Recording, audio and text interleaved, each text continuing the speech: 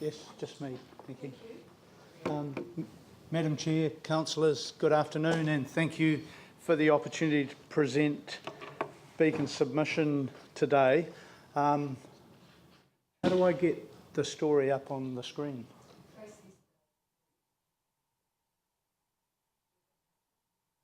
Okay. From our what do I need to do, Tracy? Just see if it's up here.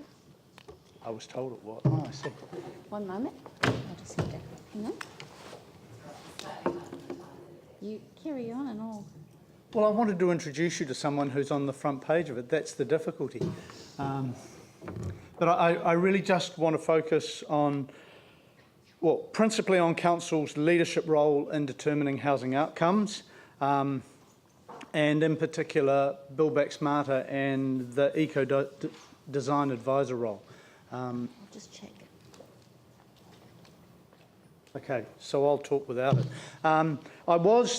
My opening pick, just imagine there is a middle-aged couple sitting on a sofa in a warm, dry 1930s home that has been repaired post-quake. It is insulated in the walls, under the floor and in the ceiling.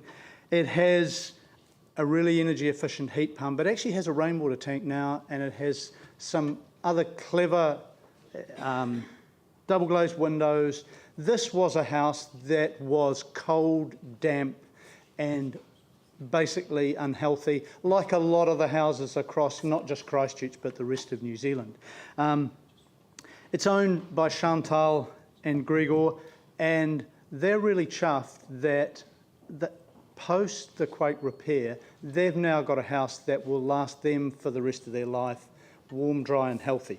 And that's the kind of image I want you to have in your mind. A little bit about what Beacon Pathway is.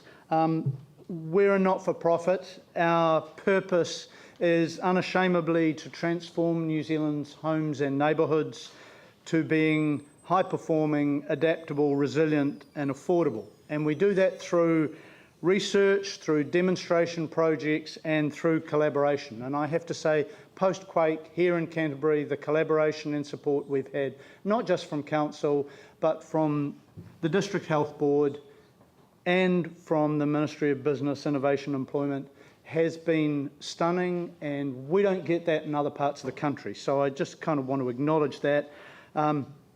We've been involved in a number of demonstration projects post-quake. We worked with a group of industry partners to build a high-performing house that's out at Hive at the moment.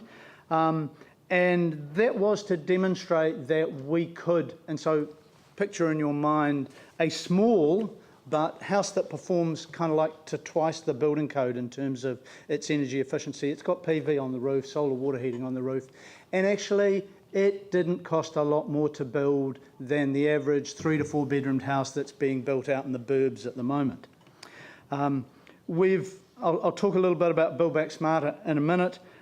We've been strongly advocating for houses to be upgraded at time of repair. When EQC denied homeowners the opportunity to upgrade houses, we stepped in, developed a fact bank, and we were quite strong at advocating and addressing the issues that EQC had thrown up about why you wouldn't do this. And it took us 12 months with, well, when I say us, ECA, MB and Council to persuade EQC that they should allow homeowners to do that. And we've also been involved in working with yourselves and MB to get an example of what 21st century housing might mean for Christchurch, and I'm talking about the Breathe project that is underway. And finally, we've been active in the Canterbury Sustainable Homes Working Party, and in particular advocating for regulatory interventions in the Land Use Recovery Plan, and I'll talk about that a little in a minute. So what I'm focusing on here is Council's role as a key player in determining housing outcomes. And I'm asking that Council set aside funding for the operation of the Build Back Smarter service over the next 12 months. And this service is based on a successful pilot that Beacon ran, which has the support of the Insurance Council, project management organisations, and homeowners. We took 7 houses to date in the rebuild process, and we upgraded those houses alongside the repairs that the insurers were funding. And so there was some pics of that as well. Never mind. I did acknowledge that we'd sent it to you. Never mind. So the service itself aims to take that knowledge and to build it into a case management service that sits alongside the repair process. And it's focused on giving the homeowner independent advice for them to be confident about making some decisions that could happen alongside repair. I stress it's independent. It's based on kind of almost 10 years now of Beacon's research. And we have had stunning support from a couple of the PMOs, in particular Hawkins, who've been doing IAG work, and also Arrow. We're endeavouring to align finance options for the homeowner. So clearly some homeowners can afford to pay and want to do upgrades. Some of them who own homes can't afford to pay, so then where is the opportunity to align with things like the ECA program? And I mean, I won't advocate for targeted rate because it's inappropriate at the moment. And then there is a QA process around contractor selection and checking off the work at the end of the process. So we're setting out to de-risk it as much as possible. And so essentially the service sits between the homeowner and the repair process. So the objectives of the service are to optimise the recovery process. We're targeting at least 30% of the homes that are still to be repaired before June 2016, seeking to reduce the health costs by improving the health and well-being for Christchurch residents via a whole-of-house upgrade. And clearly the resource efficiency gains for homeowners in terms of reduced energy are considerable. And the reduction in air pollution through more efficient heating supports ECAN's air quality targets. I heard mentioned before around cost benefit. As part of the work we've been doing, we have prepared for Sarah, ECA, Council and the Ministry of Business, Innovation and Employment a better business case, and that better business case shows for an annual investment of 1.2 million, the payback for the region over the 3-year period and beyond is in the vicinity of $48 million. And that is around the benefits to the homeowner, the benefits in terms of the reduced health costs and other social benefits.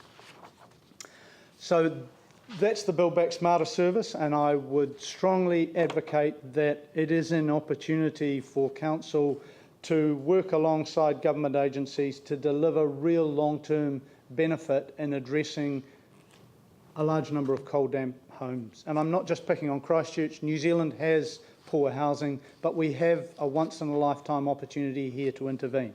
The second issue I'd like to advocate for is for Council to set aside funding for the Eco-Design Advisor Service. Now, this is an independent advice service that's provided to ratepayers in 7 other local authorities, and it essentially supports things like the Build Back Smarter service. It supports the work that Council has been doing with builders for builders to be designing and building better performing homes. And, just so you get some idea of the benefit in other parts of the country, the results show that 80% of the homeowners who took advice from the Eco-Design Advisor actually took action as a result of that advice. So it is working in other parts of the country. 80%. This information's on their website.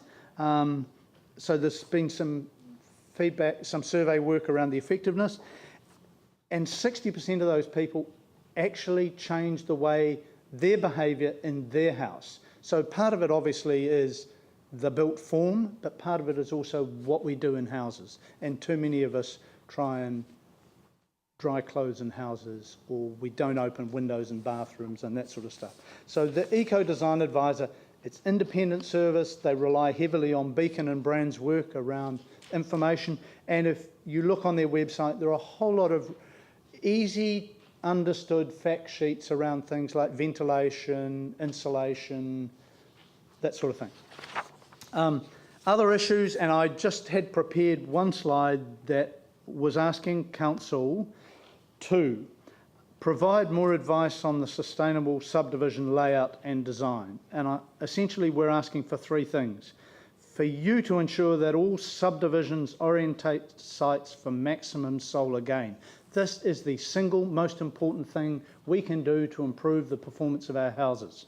I can't give you factual evidence here in Christchurch, but in Auckland we built a house that was designed to maximise solar gain, and that house used a third less energy. It required no heating in the winter in Auckland to keep temperatures in the living room at 18 degrees and in the bedrooms at 16 degrees. So that's World Health guidelines, without any additional heating. So that is the single most important thing you can do. Also encourage you to incentivise developers to remove restrictive covenants on their developments, covenants that drive maximum house size, that drive some suboptimal outcomes for the people who are living there, and actually prohibit the building off-site of houses and moving them onto subdivisions. In a lot of cases, there are covenants that will not allow a relocatable home. And I'm just aware that you've gone over time. Do you want questions from people? Yep. Okay, I've so just got two more points, which okay. I mean, it's all in, the rest of it's all in our submission. I'm just being extremely kind because we've lost your presentation, so I'm just giving you a little bit of extra time. No, I'm happy to stop at that point and ask for questions, because I think particularly the... Thank you.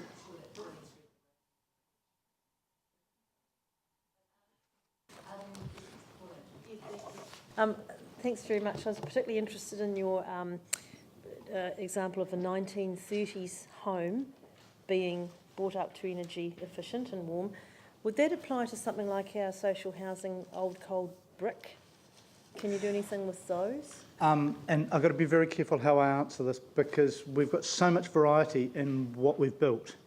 And so if there is space in the cavity in the ceiling, above the ceiling, to insulate, yes. And if it's not on a concrete floor, or if it's not on a wooden floor sitting on the ground, then you've got the opportunity to insulate underneath. Often it's more cost effective to have good thermal drapes than it is to put in double glazing.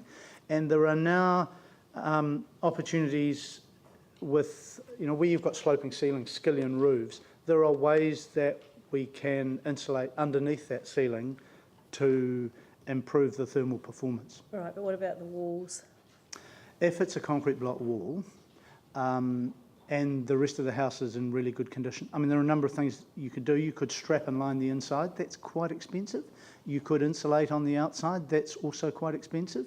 So, I mean, from the work we've done, it would suggest do the most cost-effective things in terms of ceilings about 42%, I think, underfloors about 15%. Sort the windows out with curtains rather. I mean, I'm not trying to say don't double glaze, but good thermal curtains can be as effective as double glazing, and you just have to accept that you can't do anything about the walls. Okay, thank you very much. Thank you. Have you looked at the housing accord that's been done in Auckland and in Christchurch, and have you considered that these things could be added into that rather than just kind of, I guess this is kind of a budget and we can make a few changes, but really some of what you're talking about seems to be about central government regulation as opposed to just encouragement, because encouragement hasn't seemed to have got us very far. No, encouragement hasn't got us very far. I can speak with a little bit more better informed around the housing accord in Auckland than I can in the situation in Christchurch. But the unitary plan in Auckland specifies that if you're building more than 5 houses, then you have to achieve in that development a Homestar rating of 6. So most of the things we're talking about would be up there with a Homestar rating of 6. And the housing that's being built now in the special housing areas has to give effect to the unitary plan rules. So by default, they either have to achieve a home star of 6 or through an alternative mechanism show how they are addressing housing performance. Now, my understanding here is you're looking to do a similar thing. Suggested in the district plan review for residential buildings, and we're now just looking at what we can suggest for commercial and industrial buildings as well in terms of energy efficiency and most of the things that you've mentioned in the submission. And you'd have to ask the question, why is it not mandatory? Why does the building code not force us to build in this way? Because in other developed countries, that's what's happening. That was really where I was trying to get to with the question. Given the earthquake repairs which are happening now, and sadly have been happening for 3 years without much thought to sustainability except in isolated cases, as part of our one opportunity to do something different through the housing accord, should we be asking government to have a different approach? And don't quote me on this, but in my experience over the last 6 years, you're wasting your breath. And I mean, we certainly see the one opportunity for leadership. And internationally, it is the cities that take the lead. It is not federal government or national government, other than perhaps the UK, where you've had a completely different drivers. But yeah, I'm sorry, you're our best bet, guys. Thank you. And just in terms of not quoting you, this is live streamed. So we promise not to quote you at all. Here we go again. But I mean, that is the reality, and I think internationally it is the cities that, the Seattles, the Portlands, that have made the real progress. It is not the federal government anywhere. I do need to cut it off there. Thank you once again for the opportunity. Thank you very, very much indeed for coming down. It was a very helpful submission. Thank you. Cool.